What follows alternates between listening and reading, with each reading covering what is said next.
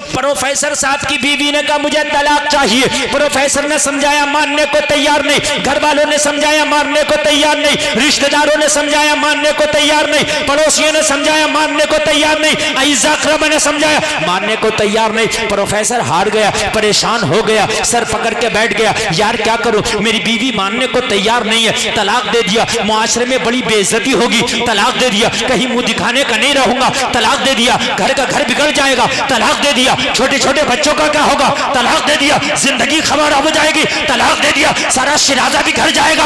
हो तो क्या हो, लेकिन किसी को मानने को तैयार नहीं। घोड़े पे सवार थी, तलाक चाहिए, तलाक चाहिए। लोगों, प्रोफेसर है, लोगों पढ़ा लिखा है, लोगों काबिल है, लोगों एजुकेटेड है, मगर इसकी तालीम इसे बता न सकी, इसकी पढ़ाई इसे बचा न सकी, इसकी काबिलियत इसे बचा न सकी। अब इसको नजर आया डूबते को तिनके का सहारा होता है। जब काबिलियत ने जवाब दे दिया, तालीम ने जवाब दे दिया, लोगों इसके मुआशरे ने जवाब दे दिया, तो इसके दिल में आया मुसलमान कहता है कुरान में हर समस्या का समाधान है। चलो यार, किसी मुसलमान के पास चलते हैं, किसी आलिम कुरान के पास चलते हैं, किसी आलिम दीन के पास चलते हैं और जाकर के मालूम करेंगे कि कुरान में हर समस्या का समाधान है, हर परेशानी का हल है। तो ये आलिम कुरान ये बता कि ये मेरी समस्या कैसे दूर होगी। है ईसाई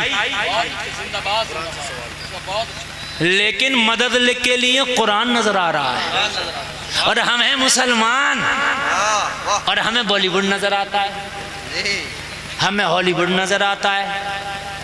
हम मुसलमान हैं, हमें दुनिया नजर आती है। वो ईसाई है, जब सारी चीजों ने दम तोड़ दिया तो फिर उसे कुरान नजर आया।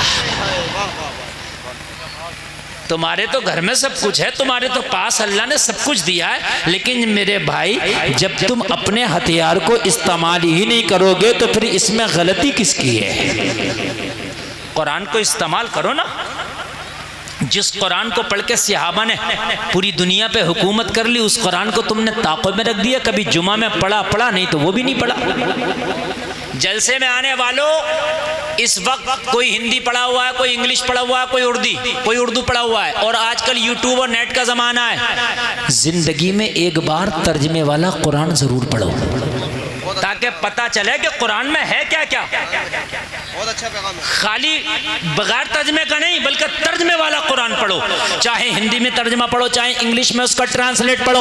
और अगर आपको पढ़ना नहीं आता तो यूट्यूब पे किसी सुन्नी आलिम का तर्जमे वाला कुरान सुनो। आपको पता तो चलना चाहिए कि नबियों का किस किस नबी का किस्सा बयान किया गया, अल्लाह ने कुरान में क्या क्या बयान किया। अच्छा, पूरा कुरान तर्जमे के साथ पढ़ोगे, पूरा कुरान तर्जमे के साथ सुनोगे तो पूरा कुरान याद ना भी रहेगा तो 10% तो बातें याद रहेंगी। 10% ही तेरे लिए काफी है। लेकिन इस पूरे मजमे में शायद कोई एक आध बंदा निकल आए, खड़े होकर कह दे हजरत मैंने पूरे तर्जमे के साथ कुरान पढ़ रखा। शायद गालियां तर्जमा तो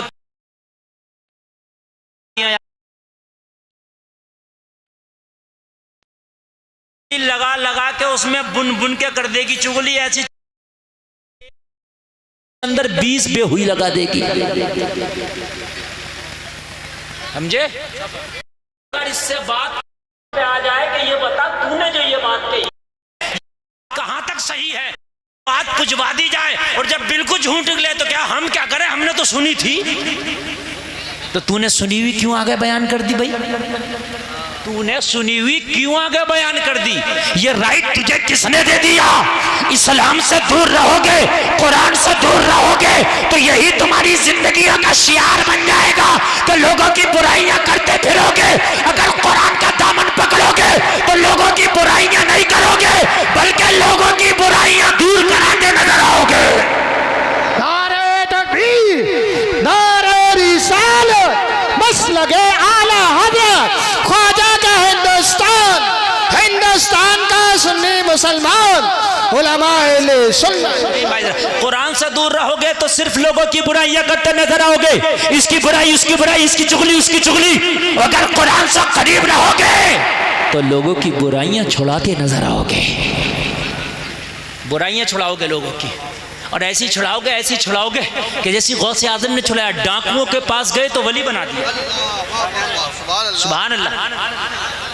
छुड़ाओगे और कुरान से दूर रहोगे तो बुराइयां करोगे। अब तुम्हें अपनाना है कि कौन सी जिंदगी अपनाओगे आप। प्रोफेसर ने मौलाना से कहा, हजरत कि बीवी का तलाक रुक सकता है कुरान के जरिए। मौलाना ने मुस्कुरा के कहा, कुरान तो बड़ी चीज है, तेरी बीवी का तलाक तो मेरे नबी की हदीस रोक देगी। तो यार जोर से बोलना सुभान अल्लाह। सिर्फ बच्चे ही बोल रहे हैं, बड़ों ने तो ये सोच लिया कि हमें तो ना बोलने की ज़रूरत है ना कुछ समझने की। अच्छा बच्चों को आगे भी बिठा दिया। ये काम बच्चों का नहीं है, ये काम बड़ों का है। मैं बच्चों को कम और आपको ज़्यादा आज समझाने लगा हूँ। मौलाना ने मुस्कुरा के कहा, कुरान तो बड़ी किताब है, मेरे नबी की एक हदीस पे जाके अमल कर ले, तेरी बीवी का तलाक रुक जाएगा। प्रोफेसर ने कहा, मौलाना मजाक तो नहीं कर रहे हैं, मेरी बीवी का तलाक मेरे ख़ानदानी ना रोक सके, मेरी बीवी का तलाक मेरे रिश्तेदार ना रोक सके, मेरी बीवी का तलाक मेरे घर वाले ना रोक सके, मेरी बीवी का तलाक मैं ना रोक सका। हम आजिज़ आ गए, बीवी मानती नहीं। आप कहते हो नबी की हदीस तलाक रोक देगी। कहा हाँ, मेरे नबी की बात में इतना पावर है, अमल तो करके दिखा, फिर देख कैसा कमाल पैदा होगा। हम तो दूर हैं, हम तो मुसलमान हैं, हमें तो पानी भी पीने का पता नहीं कि सुन्नत तरीका क्या। गधे और खच्चर और बैलों की तरह खड़े खड़े पी रहे हैं, खाना भी खड़े खड़े खा रहे हैं, सर पे टोपी रखना समझते हैं तो मुल्ला इमाम साहब का काम है, हाफिज जी का काम है। हम तो ऐसी बदमाश लोग हैं, हम तो ऐसी कैसी भी खा लें। क्यों खा ले? मुसलमान तू भी है, मुस्तफा का कलमा तूने भी पढ़ा है, जन्नत तुझे भी चाहिए। अगर पानी के 2 घूंट भी पीना तो ये देख मेरे नबी का क्या था पानी पीने का। अगर नबी के तरीके पे तूने पानी पी लिया, सुन्नत की सुन्नत अदा होगी, इबादत की इबादत हो जाएगी। मौलाना ने कहा, घर चला जा, तेरी बीवी का तलाक रुक जाएगा। कहने लगा, हजरत वो नबी की हदीस तो बताएं। कहा, जा मेरे नबी के सुन्नत तरीके पे बस खाना खा लेना। क्या कर लेना? किस तरीके पर खा लेना खाना? जोर से बोले, सुन्नत तरीके पर। नबी के सुन्नत तरीके पर अगर तूने खाना खा लिया तो तेरी बीवी का तलाक रुक जाएगा। तो कहने लगा, हजरत मुझे बता भी तो दे, मैं प्रोफेसर जरूर हूं, मैंने दुनियावी तालीम जरूर हासिल की है, मगर अभी नबी का सुन्नत तरीका खाने वाला मुझे याद नहीं है। तो मौलाना ने कहा, सुन, घर जाना और घर जाने के बाद में तू खाना तन्हा ना खाना, अपनी बीवी को साथ में लेके खाना खाना, इसलिए कि मिल के खाना खाना मेरे नबी की सुन्नत है। पहले लोग मिल के खाने खाते थे, आपस में मोहब्बतें होती थी।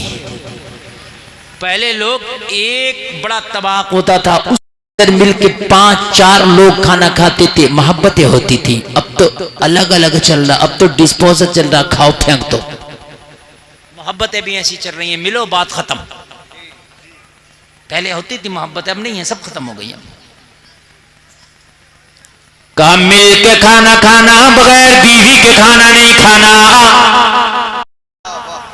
पता चला अपने घर में हो तो मिल के खाना खाओ, बीवी है तो साथ खाओ, माँ है तो माँ के साथ खाओ, बाप है तो बाप के साथ खाओ, बहन है तो बहन के साथ खाओ, भाई है तो भाई खाओ, औलाद है तो औलाद के साथ खाओ।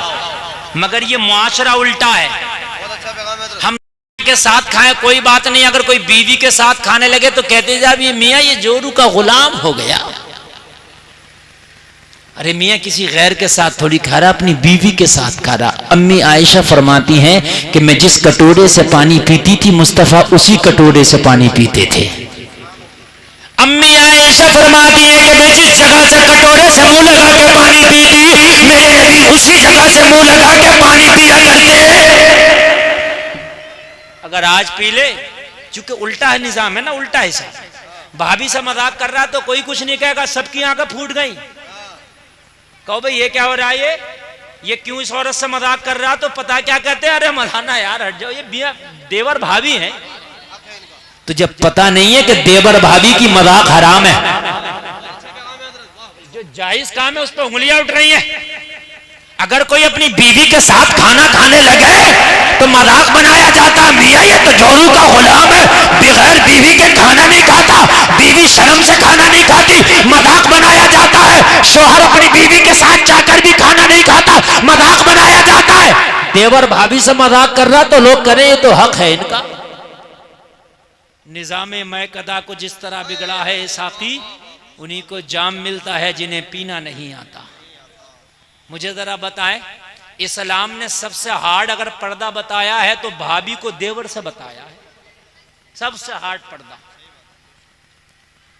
बहनोई से साली का पर्दा सबसे हार्ड, लेकिन मुआशरे में सालियां भी मजाक कर रही।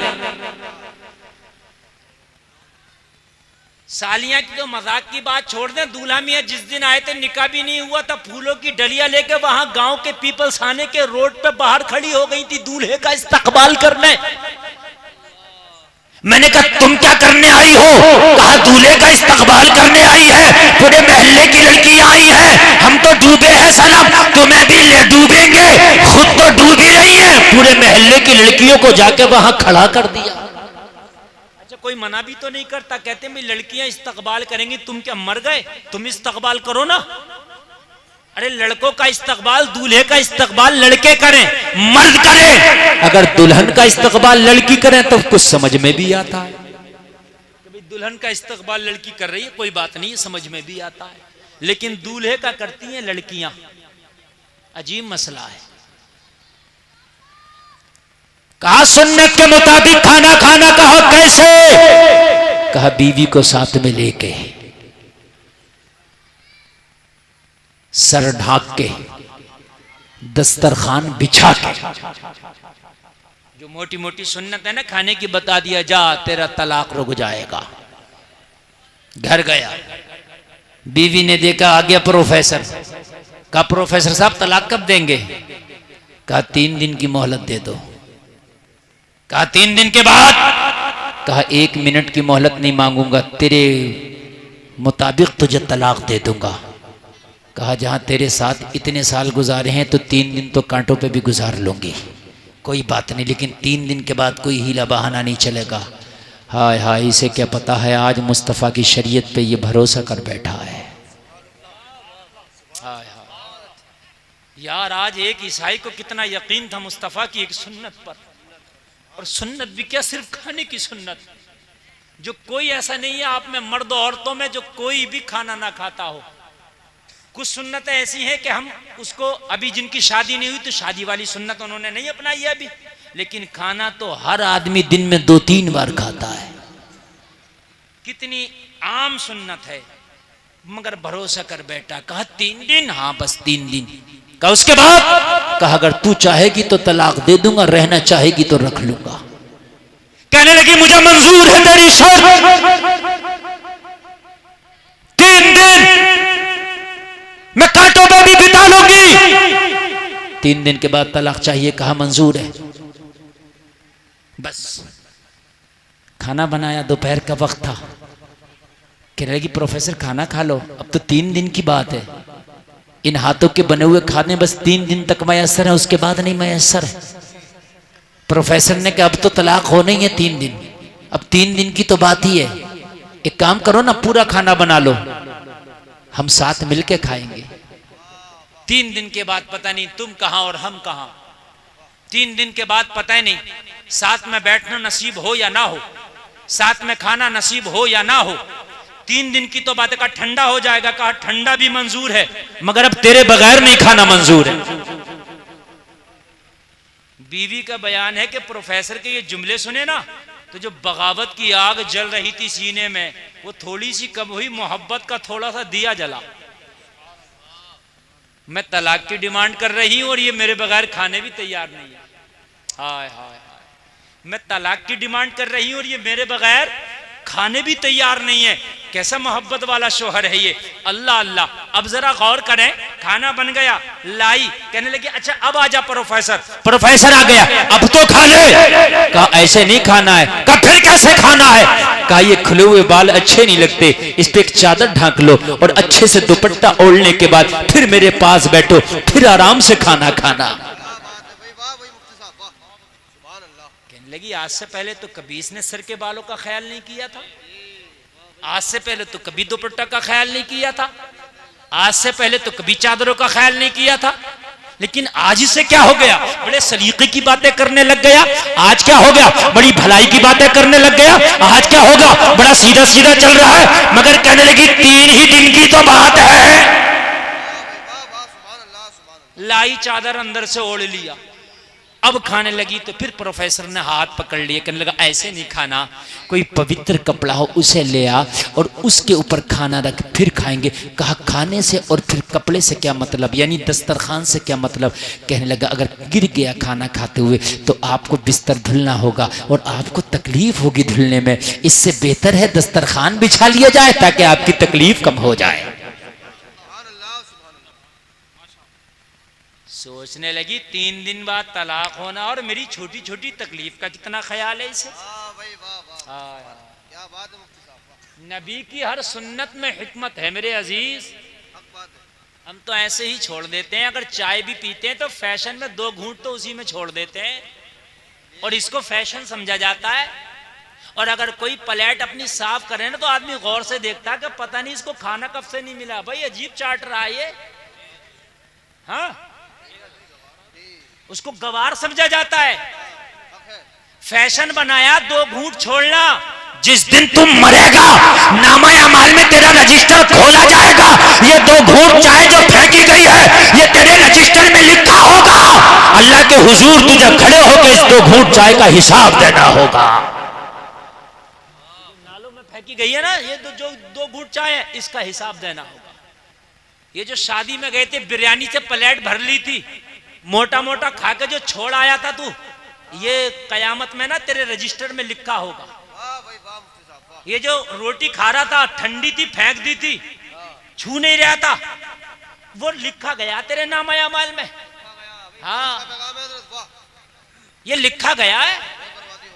आज अगर बारात 400 लोगों की आ रही है तो खाना 600 का बनाया जा रहा, पता 200 का तो बर्बाद करके ही जाना इन 400 को। समझ रहे हैं आप? चूंकि अगर चाट के खाएगा साफ करके खाएगा तो इंसल्ट होगी। तुझे पता नहीं तेरे नबी मोहम्मद रसूलुल्लाह जब खाना खाया करते तो उंगलियों को इतना चाटा करते मुंह में लेके कि उंगलियां सुर्ख हो जाती। ये नबी की सुन्नत थी। और एक बात और बता दूं मैं आपको, एक बात और बताऊं मैं आपको, मेरी बात जरा मोहब्बत से सुनते रहे।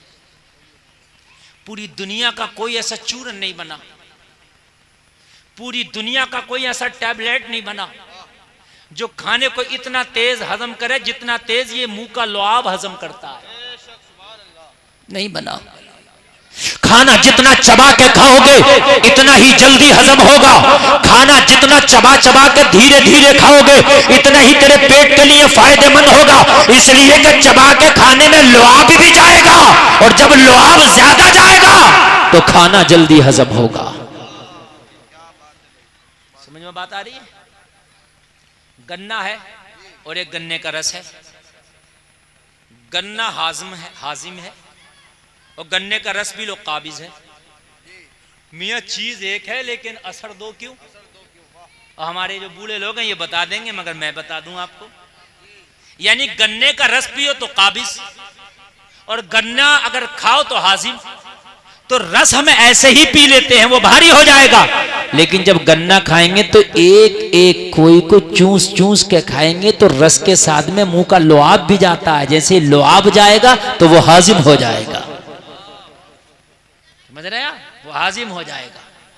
ये जो खाने खाए जा रहे हैं और खाने जो हम खा रहे हैं आज अंग्रेजों के तरीके पर, यही तो वजह है, यही तो वजह है कि पेट वक्त से पहले निकल गए। यही तो वजह है, पहले पूरे गांव में किसी 1-2 का पेट निकला हुआ होता था, आज हर घर में 2-4 के निकले हुए हैं। नबी की सुन्नतों को छोड़ो, ऐसी परेशानी होगी। अगर सुन्नत के मुताबिक खाना खाओगे, मेरा दामन पकड़ लेना, कसम खा के कहता हूं किसी को भी पेट की शिकायत नहीं होगी, निकलेगा ही नहीं, वजन कम करने की जरूरत ही नहीं पड़ेगी। नबी फरमाते हैं कि खाना खाओ, जब थोड़े से भूखे रह जाओ तो हाथ खींच लो। मियाँ है, अगर बढ़िया कौरमा हत्ता आ जाए तो हाथ खींचता, डोंगे खींचता। बात गलत तो नहीं है? वाह भाई मुफ्ती साहब वाह, तवज्जो फरमाएं। वाह भाई। क्या मशवरा हो जाए? नारे तकबीर, जब तकरीर होती है ना तो बात अकबर, जोर से बोले नारे बहुत कर रहा गुजरता है। तकबीर, अल्लाह अकबर, नारे रिसालत। या रसूल अल्लाह, जिंदाबाद। अगर सही कौरमा हाथ लग जाए तो हाथ नहीं खींचता है, डोंगे खींचता है। हाँ मेरे अजीजो, ज्यादा खाना कमाल नहीं है, कम खा के हाथ खींच लेना ये कमाल है। ये रात को नींद भी सुकून से आएगी, वजन भी नहीं बढ़ेगा। अब खा उल्टा सीधा रहा, फिर वजन कम करने की दवाई खाना कि वजन कम हो जाए। सुन्नत को छोड़ोगे तो ऐसी परेशानी होगी। ये सुन्नत है, समझे आप? लेकिन कौन सुन्नत को अदा कर रहा मियाँ भाई? कौन देख रहा सुन्नत किधर है? जो हाथ लगा, जितना हाथ लगा, जैसे हाथ लगा खा लिया। पकौड़ी हाथ लगी, पकौड़ी उड़ा दी। फ्राई हाथ लगी, फ्राई नहीं छोड़ी। कौरमा हाथ लगा, वो भी बिरयानियां फाड़ दी। फिर कह रहा मौलाना एसिडिटी नहीं जा रही है, लीवर फैटी हो गया। खुदा की कसम, मुस्तफा की सुन्नत पे तो आ। अगर तेरे मुकद्दर में बीमार होना होगा तो मैं कह नहीं सकता, लेकिन अगर मुस्तफा की सुन्नत के मुताबिक तूने खाना अपना लिया तो तेरी सेहत भी बनी रहेगी, इबादत भी तेरी बनी रहेगी। नारे तकबीर, सेहत भी लाजवाब, नारे रिसालत, दोनों चीजें लाजवाब। सुन्नतों के तो यार मामले ही लाजवाब। जितना खाना तुम्हारे सामने आ जाए वो खाना तुम्हारे लिए जरूरी है, तुम्हारे नामा अमाल में लिख दिया जाता है। जब टेबल पे खाने के लिए बैठो, दस्तरखान पे खाने के लिए बैठो तो उतना ही निकालो जितना खा सको, उतना ना निकालो कि जितना खा ना सको, इसलिए कि क़यामत में इसका हिसाब देना है। जो छोटे छोटे जर्रे आप अपनी प्लेट के साफ कर ले तो वो दुआ करते हैं, या अल्लाह इसने हमें फिकने से, नाले में जाने से बचा लिया, ए परवरदिगार तू इसकी बख्शिश फरमा देना। ये वो छोटे छोटे जर्रात दुआएं करते हैं। प्रोफेसर ने कहा दस्तरखान बिछा ले। लोगों, बीवी ने दस्तरखान भी बिछा लिया, अपने सर पे चादर भी रख लिया। अब जरा गौर करो, गौर करो। खाना खाने के लिए हाथ बढ़ाया तो प्रोफेसर का लोगों तरीका देखो। उसने सबसे पहले जो बीवी की प्लेट थी उसमें खाना निकाल के पेश किया। पहले आप तनावुल फरमाए, पहले आप खाना खाए। बीवी देखती जा रही है, हैरत में पड़ गई। मैंने 3 दिन की डेट रख दी है, 3 दिन के बाद ये मुझे तलाक दे देगा, मुझे तलाक लेना है। लेकिन मोहब्बतों का आलम यह है कि मेरे बगैर खाने तैयार नहीं है, पहले मुझे खिला रहा है, बाद में खुद खा रहा है। अगर मैंने तलाक ले भी लिया तो हो सकता है इतना ख्याल करने वाला शौहर मिले या ना मिले, इतनी मुरफ़्फ़त करने वाला शौहर मिले या ना मिले, इतना ध्यान रखने वाला शौहर मिले या ना मिले। बीवी का बयान है, मेरे खाने का लुक़मा तो खाया, मगर अंदर से मेरे दिल में जो मोहब्बत का दीप जला था मैं उसे बयान नहीं कर सकती। मेरा दिल मलामत कर रहा था, तू ऐसे शौहर को छोड़ने के लिए चली है कि जो तेरी छोटी छोटी बातों का इतना ख्याल करता है, जो तेरी छोटी छोटी बातों का इतना ख्याल रख रहा है, तू उससे तलाक चाहती है। बीवी का बयान है कि मुकम्मल खाना खा के ना निपटी थी, मेरा दिल भराया, आंखें नम हो गई। प्रोफेसर कहता है रोती क्यों है? कहने लगी रो इसलिए रही हूं, मैं कितनी बेवफा हूं। मैं आज तक तुझे समझ ना सकी, मैं आज तक तुझे पढ़ ना सकी। मैं अभी तक तो तुझे खुद गर्ज समझती थी, मैं अब तक तो तुझे आम इंसान समझती थी, लेकिन यकीनन तू मानवता की बहुत बड़ी मिसाल है। तुझे पता है 3 दिन के बाद तलाक होने वाला है, फिर भी मेरा इतना ख्याल तू कर रहा है। कसम खा के कहती हूँ, जमाना कुछ भी कहे अब तलाक नहीं होगा। सुभान अल्लाह सुभान अल्लाह। जमाना कुछ भी कहे अब तलाक नहीं होगा, जमाना कुछ भी कहे अब मुझे तलाक तुझसे नहीं चाहिए। अल्लाह अल्लाह, जलसे में आने वालों जरा गौर करना, कहा तलाक नहीं चाहिए, कहा अब तुझसे तलाक नहीं चाहिए, तेरे इसमें तेरी जिंदगी मुस्कुराएगी, तेरी कब्र रोशन हो जाएगी, तो कलमा पढ़ ले, तेरी आखिरत की जिंदगी मुस्कुराएगी। तो कहने लगा अगर सिर्फ कलमा पढ़ना ही इस्लाम है तो फिर हाथ बढ़ा के मुझे कलमा पढ़ा दे। आलिम कुरान ने हाथ बढ़ाया, हाथ में हाथ लेके इसको कलमा पढ़ाना शुरू कर दिया। आलिम कुरान इसको कलमा पढ़ाता जा रहा है और ये कलमा पढ़ता जा रहा है और मुस्कुरा के ऐलान करता जा रहा है कौले मोहम्मद कौले खुदा, फरमान न बदला जाएगा, बदलेगा जमाना लाख मगर कुरान न बदला जाए। नारे तकबीर, नारे रिसालत। हाथ उठाकर नबी का झंडा लहरा कर बोलिए नारे तकबीर, नारे रिसालत। बस लगे आला हज़रत, इश्क मोहब्बत, इश्क मोहब्बत। ख्वाजा का हिंदुस्तान, ख्वाजा का हिंदुस्तान, पीपल्स थाने का सुन्नी मुसलमान। नारे हैदरी। जलसे में आने वालों, मुस्तफ़ा जाने रहमत की जिंदगी तुम्हारे लिए बेहतरीन नमूने अमल है।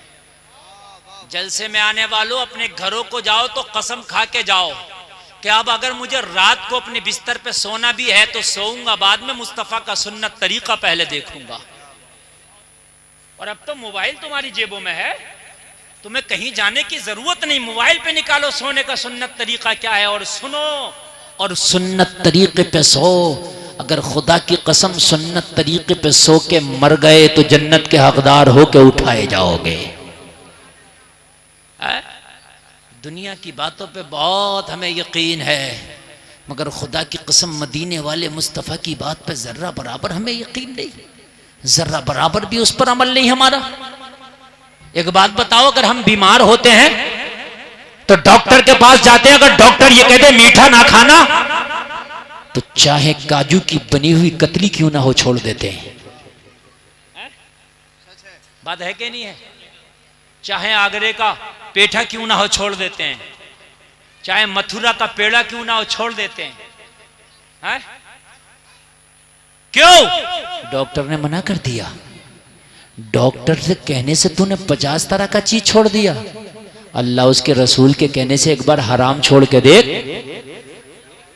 अगर जिंदगी में बहारें ना आ जाएं तो कहना ए बेटे बैठ जाए, बच्चों ए बैठ जाओ। देखो तुमने इनको ना यहाँ बीच में बिठा दिया, और जब तुम बच्चों को बीच में बिठाओगे ना तो ये बच्चे यही करेंगे जो कर रहे हैं, ये शोर मचाएंगे। ये बहुत ज्यादा खतरनाक चीज है। ये बच्चे आपको मालूम नहीं है, ये अच्छे अच्छों की हालत खराब कर देते। इन बच्चों की तरबियत जो है बहुत जरूरी है। अच्छा, बच्चों से ज्यादा मुझे बड़े लग रहे हैं, यहाँ की औरतें तो कम बोल रही हैं मगर मर्द औरतों से ज्यादा बोल रहे हैं। ऐसा लग रहा है जैसे शादी में कहीं खाना खाने आए। अच्छा, मैक की आवाज आप तक आ रही है कि नहीं आ रही है? पता नहीं कौन सा जादू पड़ के मैक वालों ने इसको बांध रखा, आवाज बिल्कुल मैक की बंधी हुई है। मैं इससे अगर मुंह जरा दूर कर रहा हूं ना तो इसकी आवाज ही नहीं समझ में आ रही है कि आप तक जा रही है कि नहीं जा रही है। रात भी ऐसे ही मैक मिला था और उन्हीं का भैया बंद बिल्कुल ये भी ऐसे ही मिला है। बढ़ा रहे हैं तो सीटी ले रहा, बस मैक वालों ने पता नहीं कौन सी एक नस पकड़ ली होती है, इनसे को बढ़ाओ तो ये सीटी दिला देते। ठीक, ए नहीं, मैक बंद कर, बंद कर, बिल्कुल हम दुनिया के कहने से दुनिया की चीजें छोड़ देते हैं। एक बार मुस्तफ़ा के कहने से मेरे भाइयों अपनी जिंदगी से जरा हराम निकालो, है ना। डॉक्टर कहता है ये दवा खाने से ये फायदा, ये दवा खाने से ये फायदा। मेरे नबी फरमाते हैं ये गुनाह छोड़ने से ये फायदा और ये गुनाह छोड़ने से ये फायदा। हाँ, आप झूठ छोड़ दो, आपके घर में बरकतें आ जाएंगी। हाँ, मुझे क्या है यार, तुम मुझे बताओगे, मुझे मालूम नहीं है। बोलिए सुभान अल्लाह।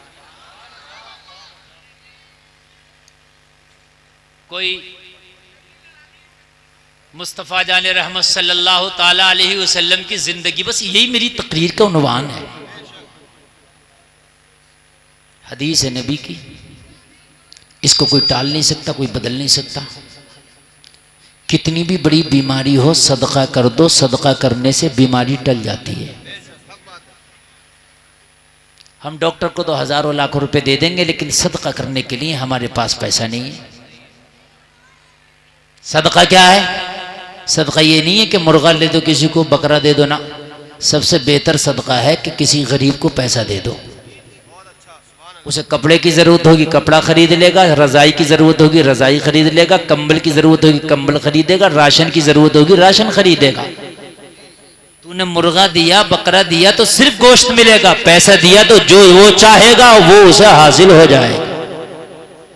भाई यही बात है कि नहीं? तो पैसा दे दो, सदका करने की आदत डालो। सदका ज़कात से अलग है। ज़कात सदक़े में नहीं है, ज़कात अलग है, सदका अलग है। सदका तो ये जब भी तुम्हारा दिल करे, जितना दिल करे किसी गरीब को दे दो। सदका करने से बीमारियां टल जाती हैं, जिंदगी आसान हो जाएगी। आज मैंने तकरीर का उन्वान ही ये बनाया है कि जिंदगी हार्ड है, परेशानी में जिंदगी आसान कैसे हो। सुकून कहाँ मिलेगा? मैंने बताया कि तुम्हारे यहाँ सेंटर है, मस्जिद है, सुकून की जगह है। ये बीमारियां कैसे दूर हो? सुन्नत पे अमल करो, इंशाल्लाह बीमारियां दूर होंगी। सदका करो, अगर बीमार होगे तो अल्लाह ने अगर चाहा तो सदका करने से बीमारी टल जाए। मिस्र का ना काहिरा, मिस्र की एक राजधानी है। मिस्र एक मुल्क है, उसकी काहिरा राजधानी है। वहां का एक बहुत अमीर शख्स जो कारखानों का, फैक्ट्रियों का मालिक, इत्तेफाक से हार्ट का बीमार हो गया। जब चेकअप कराने के लिए गया तो डॉक्टर ने कहा तू हार्ट का बीमार है, हार्ट का मरीज है, चंद दिन का मेहमान है। ये जो तेरे हार्ट में सुराख है ना, ये बढ़ जाएगा और तू एक दिन मर जाएगा। कहने लगा इसका कोई इलाज? कहने लगा अभी तक इसका कोई इलाज नहीं बना। परेशान घर आया, बच्चों ने पूछा बाप अफसरदा क्यों है? कहा डॉक्टर ने मेरी मरने की डेट फिक्स कर दी है। कहा बाप खामोश क्यों है? कहा डॉक्टर ने मेरे मरने की डेट फिक्स कर दी है, चंद दिन का मेहमान हूं, चंद दिन के बाद शायद तुम मेरी कब्र पे आया करो। शायद कब्र पे ना भी आया करो। इतना कह के रोने लगा। होगा क्या है? कहने लगा दिल में जो सुराख था वो बढ़ गया। डॉक्टर मना करता इसका कोई इलाज नहीं है। घर वालों ने कहा था तेरी फैक्ट्रियां किस दिन काम आएंगी, तेरे कारखाने किस दिन काम आएंगे। अभी तो काहिरा के हॉस्पिटल के डॉक्टर ने जवाब दिया है ना, इससे बड़ा भी हॉस्पिटल अभी बाकी है, तुझे अमेरिका लेकर के जाएंगे, वहां तेरा इलाज कराएंगे। क्यों परेशान होता है? वहां कोई ना कोई सूरत निकलेगी, वहां एडवांस टेक्नोलॉजी है, वहां निकलेगी। ले गए और वहां जाकर के इसको दिखाया। जैसे ही इसको दिखाया, चेकअप कराया, तो जो काहिरा के डॉक्टर ने बताया था सेम वही रिपोर्ट में आया। दिल में सुराख है, चंद दिन का मेहमान है। डॉक्टर ने जवाब दिया घर ले जाओ। नाउमीदी तो फिर बढ़ गई, गम में इजाफा हो गया। एक एक के गले से चिपक चिपक कर रोता था, लिपट लिपट कर रोता था। अगर डॉक्टर किसी को जवाब दे दे तो चंद दिन का मेहमान है, तो उससे पूछो कि इसके दिल पे क्या गुजरती होगी। घर आया, सारे मेहमान आए हुए थे खैरियत के लिए, अयादत के लिए। रो रहा था। किसी ने कहा क्यों रोता है? कहा वो जिंदगी की बहारें चली गई। कभी मेरे घर में मेहमान आते थे ना, तो बाजार जाके उनके नाश्ते और खाने का इंतजाम मैं ही किया करता था। वो बहारें चली गई। एक एक से पूछ रहा है कि मेरी कब्र पे आया करोगे, कि मेरे लिए कभी साले सवाब भी किया करोगे या भूल जाओगे। आज इसका अपने कारखाने, अपनी फैक्ट्रियां सभी से बेकार नजर आ रही थी। डॉक्टरों ने जवाब दे दिया था, और जलसे में आने वालों अगर कितने भी अमीर हो और अगर डॉक्टर बीमार कह के तुम्हें जवाब दे दे, तो खुदा की कसम अगर बैंक के भी मालिक हो ना, तो हर चीज तुम्हें वीरान और बर्बाद नजर आने लगती है। किस काम की ये बैंक और किस काम के ये पैसे? घर वालों ने कहा इतना तो रोने की जरूरत नहीं है, हौसला रख, चल बाजार चलते रहा, कुछ दिल बहलेगा। मरीज को अगर थोड़ा सा ले जाओ ना तो उसका दिल बहलता है। हमारे यहाँ क्या होता है, अगर मरीज की खैरियत के लिए जाए, उसके सीने पे बैठ के उसकी बीमारी का तस्करा करते हैं। अरे इसी बीमारी में तो हमारे पड़ोस में अभी परसों ही मरे। अब वो बेचारा, अगर उसकी सांसें अब तक ठीक भी चल रही थी ना, तो उसकी सांसें ऊपर नीचे होने लगी। समझ रहे हैं आप? क्यों डाले पड़े हो तुम हॉस्पिटल में, क्यों पैसे खराब कर रहे हो? यही बीमारी थी, बिल्कुल अभी परसों ही दफन हुआ, छोटे छोटे बच्चे रह गए। अरे अगर इस बीमारी में मरा भी है तो तू इसके सामने क्यों बयान कर रहा है? इसके सामने तो ये कहना यार तू अच्छा हो जाएगा, अल्लाह ने चाहा तो। ये बीमारी फला साहब को भी थी, हमने उसे भी अच्छा होते देखा, अल्लाह ने चाहा तेरी भी रिकवरी हो जाएगी। अरे दुआओं से तो तकदीर बदल जाती है। उसका दिल तोड़ेंगे और, समझ रहे हैं? हाय हाय, कहने लगा चल बाहर चल, बाजार में घूमेगा, थोड़ा सा फिरेगा, सैरो तफरी होगी, मन बहलेगा, दिल खुश होगा, तो हो सकता है तुझे जिंदगी की थोड़ी सी उम्मीद नजर आने लगे। कहने लगा हाँ ये बात सही है, लेकिन चलने के काबिल नहीं हूं मैं। तो कहने लगा हम सहारा देंगे ना। बेटों ने सहारा दिया, बाजार ले गए। सोना नहीं है, सोना बिल्कुल नहीं है। इसलिए आज का जो मजमा आप लोगों ने बनाया ना, बड़ा खराब बनाया है। बच्चे आगे बिल्कुल बिठा लिए और ये सुन के किसी की नहीं दे रहे, कोई किधर देख रहा है, कोई किधर लेटा है। देखो लाल बनियान वाला, देखो कितने मजे ले रहा है, देखो देखो देखो देखो, मतलब ही नहीं है ये, वो ये बिरादरी से मतलब ही नहीं है।